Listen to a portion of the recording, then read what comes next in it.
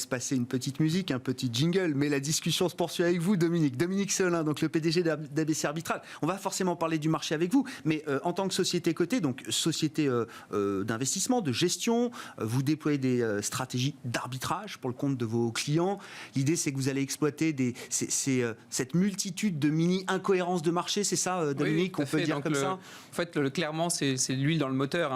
On fournit de la liquidité au marché, à l'achat comme à la vente, et effectivement, on le fait en se couvrant immédiatement en face sur des calculs statistiques de cette couverture pour prendre le moins de risques possible. Et donc, on a fluidifié, mis de l'huile dans le moteur des marchés financiers, en particulier pendant la crise de 2020. Ouais. Et 2020 a été une très bonne année, peut-être la deuxième meilleure année de votre histoire sur des indicateurs de rentabilité que vous allez détailler, Dominique, parce que vos stratégies fonctionnent toujours très bien quand les marchés sont un peu plus volatile que ce qu'on a vécu les années précédentes. Oui, c'est vrai, la volatilité, qu'elle soit d'ailleurs à la baisse comme à la hausse, même si elle existe moins à la hausse avec les banques centrales, mais la volatilité génère finalement plus de demandes de liquidité et permet à ABC Arbitrage de proposer ses services directement au marché en la matière, et donc apporte plus de facilité, plus d'opportunités et donc plus de résultats. Donc c'est vrai, on a fait notre deuxième résultat historique avec un rendement des fonds propres à près de 24%, donc c'est un excellent rendement. Bravo aux équipes, parce qu'encore une fois, on l'a fait dans une année quand même pas facile en termes de possibilités de travail, j'allais dire. Donc, quelque part, c'est un excellent travail des équipes. On a aussi affronté des difficultés réglementaires et puis aussi tout à fait des difficultés des banques centrales qui sont revenues intervenir quand même massivement sur les marchés. Mais comme l'a dit Sébastien, ça n'a pas suffi totalement à calmer les paramètres de marché, que ce soit la volatilité, les volumes qui sont aussi importants. Plus il y a de volume demandé, plus on peut offrir de la liquidité. Et puis, par contre, il y a un affaissement de ce que j'ai appelé les corporate actions, donc c'est les opérations sur titre, augmentation de capital, enfin tout ce qui va être des besoins de financement par les émetteurs qui, là encore, ont tous les moyens de se financer à travers de la dette et donc les taux négatifs, et donc ils sont assez peu allés, si on compare avec 2008, ils sont assez peu allés sur les marchés equity pour se financer. Donc ça, c'est vraiment, par contre, ça reste quelque chose de très calme par rapport à notre activité. Ouais. Est-ce qu'on sort d'un régime de volatilité qui a été un régime très faible de volatilité? Le VIX, au moment où on se parle, l'indice de volatilité du marché américain, reste au-dessus de 20. On n'est plus à 10 comme il y a quelques années derrière. Est-ce que c'est un nouvel étiage d'une certaine manière, Dominique? Alors, c'est un sujet très intéressant. On pourrait y passer quelques heures. Je crois qu'on n'a pas le temps. Mais pour faire court, en fait, c'est vrai qu'on vient de très bas. Donc, en venant de très bas, il y a un phénomène de perception qui fait qu'on a eu l'impression de vivre et qu'on vit encore des phénomènes assez hauts. En fait, il faut rappeler que la moyenne historique du VIX se situe entre 19 et 20%. Donc, en étant légèrement au-dessus de 20, finalement, on revient à une forme de normalité. Et par contre, c'est vrai que les choses un petit peu atypiques qu'on peut rencontrer, c'est que la volatilité réalisée, donc celle le VIX est une anticipation de la peur, alors que la volatilité réalisée est une peur réelle ou en temps réel, on va dire.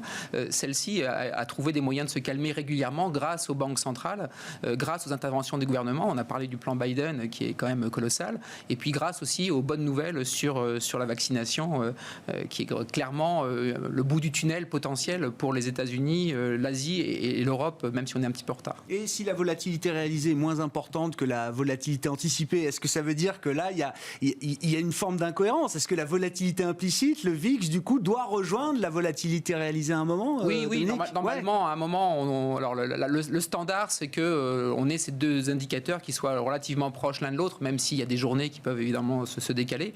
C'est vrai qu'en période de banque centrale, on a connu des situations totalement atypiques avec des volatilités extrêmement basses et puis du VIX beaucoup plus haut que cette volatilité réalisée, parce que les banques centrales ont dit en gros il ne se passera rien à court terme, et les investisseurs avec un VIX plus élevé anticipaient qu'à long terme il y avait quand même dans les tuyaux, que ce soit géopolitique ou économique, de quoi secouer les marchés beaucoup plus fort que ce que les banques centrales actent, si je puis dire, avec une volatilité quotidienne extrêmement basse.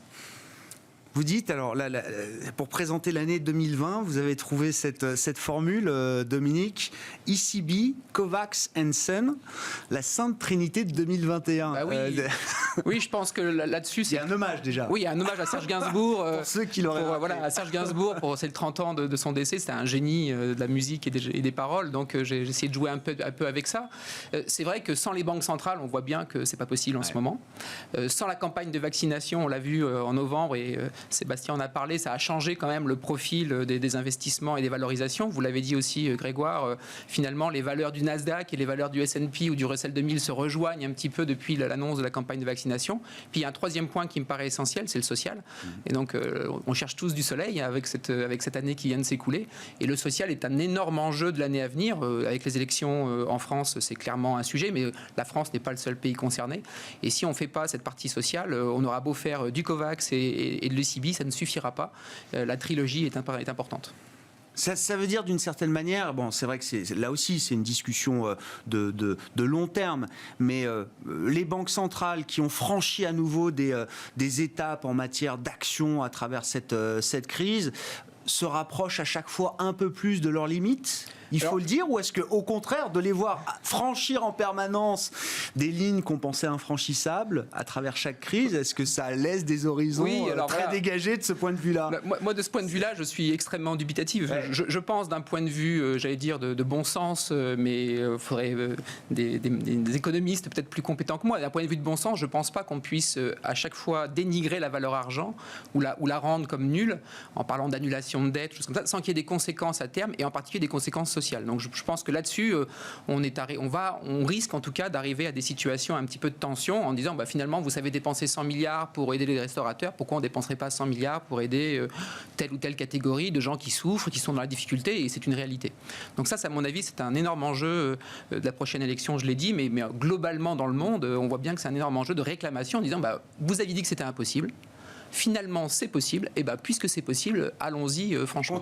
Continuons. Ouais. Donc ça, c'est le premier point. Le deuxième point, c'est que, vous l'avez dit Grégoire, la taille des bilans des banques centrales, la Fed a fait plus 100% depuis le début de la crise, le mois de mars. Ouais. Donc déjà avant, on avait des tailles de bilan qui avaient grossi par rapport au début 2000, énormément. On s'en rend plus compte, mais c'était déjà avant la Covid une situation quand même très interventionniste des banques centrales. Depuis la crise, la Fed a fait plus 100%. L'ECB, la Banque Centrale Européenne, BCE, a fait plus 75%. Et la Banque du Japon, il y a encore des sujets qui viennent d'être actés sur le fait qu'ils vont intervenir sur l'equity. Donc, ils vont racheter des actions pour soutenir donc, tout ça fait que quand même, on est en train de créer une forme de bulle d'actifs, en particulier sur les marchés cotés, parce que ça se voit immédiatement, le thermomètre est immédiat. Et ça peut quand même poser des questions sur les conséquences, en tout cas à moyen terme, sinon à court terme.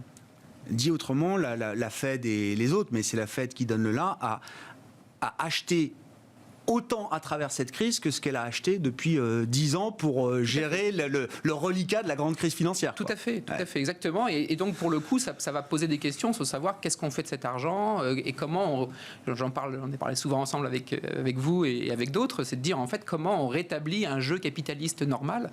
Le capitalisme a sûrement des mauvais côtés, mais en tout cas, il permet d'avoir des règles communes. Là, avec l'intervention des banques centrales qui est infinie, les règles communes commencent à être compliquées à lire. C'est une question qu'on s'était posée quand vous étiez venu nous voir, Dominique, c'était en fin d'année dernière, je crois, sur le fonctionnement des opérations d'ABC Arbitrage, un an après. Donc, bravo aux équipes. Effectivement, vous sortez une très bonne année. Vous avez mis en place un plan de continuité comme tout le monde, une nouvelle organisation, j'imagine. Est-ce qu'il y a l'idée, un an après, dès que possible, d'un retour à la normale dans la manière dont les opérations sont conduites chez ABC Arbitrage ? Nous avons lancé le plan stratégique ABC 2022 tout début 2020, donc on l'avait conçu avant la crise sanitaire et on a maintenu ce cap parce que la conviction que nous portons, c'est que nous savons déjà très bien faire en période de volatilité, donc il va falloir continuer à investir là-dessus, mais par contre on veut essayer de s'extraire un tout petit peu de cette corrélation qui est extrêmement forte à la volatilité et au volume, qui sont encore une fois écrasés par les banques centrales et qui probablement vont être encore sous pression des banques centrales. Donc l'idée, c'est de développer un savoir-faire qui continue d'exister sur ce qu'ABC historiquement bien sûr a développé, mais de le développer dans d'autres domaines comme la gestion pour compte de tiers et donc construire un chiffre d'affaires plus récurrent pour faire face à la situation des banques centrales à venir. Et puis s'il y a plus de volatilité, y compris euphorique, après tout, on peut... Vous saurez toujours faire ça. On saura toujours faire, et donc le pire n'est jamais certain. Donc évidemment, on est très content de savoir faire là-dessus. Ça veut dire, sur le plan commercial, un nouveau segment de clientèle aussi derrière pour ABC Arbitrage ? Alors, dans un premier temps, on reste quand même... Ce sont des activités quand même assez techniques, assez complexes. Et donc, on reste sur la clientèle qu'on appelle professionnelle, donc qualifiée selon les vocabulaires. Donc, pas de retail pour l'instant. le retail a la chance de pouvoir, si je puis dire, acheter des titres ABC Arbitrage en direct. Côté, bien sûr, donc, bien sûr. ils peuvent avoir accès à ces résultats, à ce type de gestion à travers l'action ABC Arbitrage. Mais par contre, c'est vrai que sur les produits que nous proposons, ça reste quand même une clientèle dite de niche, qui peut être tout à fait rémunératrice, mais qui n'est pas du tout la clientèle du particulier.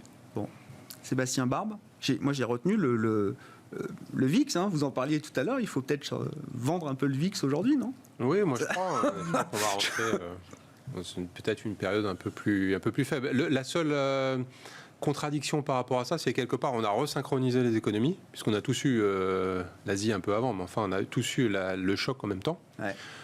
Et normalement, c'est mieux quand même quand l'économie mondiale a des chocs un peu différenciés. La crise de la zone euro de temps en temps, la crise des émergents à côté. Voilà, bon, on verra. Bon, merci beaucoup, messieurs, en tout cas, d'avoir été avec nous. Les invités de Smart Bourse à la mi-journée sur Bismart, Dominique Séolin, le PDG d'ABC Arbitrage, avec les résultats publiés hier, et Sébastien Barbe, le président du directoire d'Arkea IS. On se retrouve ce soir à 18h30 en direct.